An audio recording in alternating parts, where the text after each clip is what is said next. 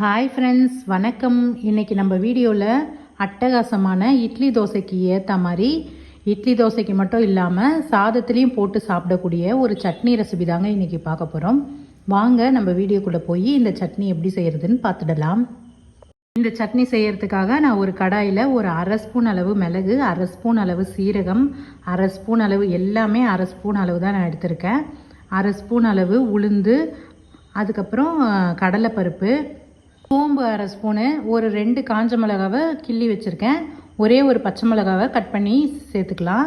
சேர்த்துட்டு கொஞ்சமாக எண்ணெய் விட்டு அதுக்கப்புறம் நான் ஸ்டவ்வை பற்ற வச்சு இதை நல்லா வதக்கிக்கலாம்.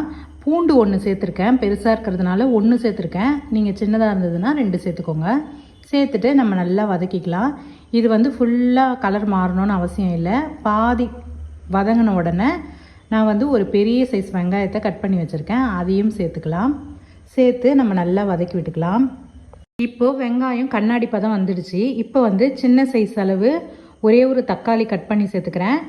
ஒரு சின்னது சுண்டைக்காய் சைஸ் அளவு தான் நான் புளி கொஞ்சம் சேர்த்து நம்ம நல்லா வதக்கி விட்டுக்கலாம்.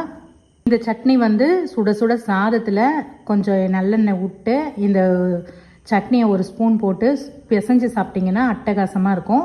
இட்லி தோசைக்கும் சூப்பராக இருக்கும். இப்போ வெங்காயம் தக்காளி எல்லாமே நல்லா வதங்கிடுச்சு.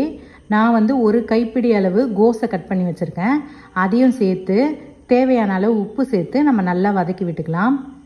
இப்போ சிம்மில் வச்சுட்டு ஒரு 3 நிமிஷத்துக்கு நல்லா வதக்கி விட்டுட்டேன். இப்போ கோஸ் எல்லாமே நல்லா வெந்துடுச்சு. ஸ்டவ் ஆஃப் பண்ணிவிட்டு சூடு ஆறுனதும் மிக்சி ஜாரில் சேர்த்து நம்ம தண்ணி எதுவுமே சேர்க்காமல் கொரகொரப்பாக அரைச்சி எடுத்துகிட்டு வந்துடலாம். மைய அரைக்க வேண்டாம், கொரகொரப்பாக அரைச்சிங்கன்னா இந்த சட்னி சூப்பராக இருக்கும். இந்த சட்னிக்கு தாளிப்பு எதுவுமே தேவையில்லை, நம்ம அரைச்சிட்டு அப்படியே சாப்பிடலாம்.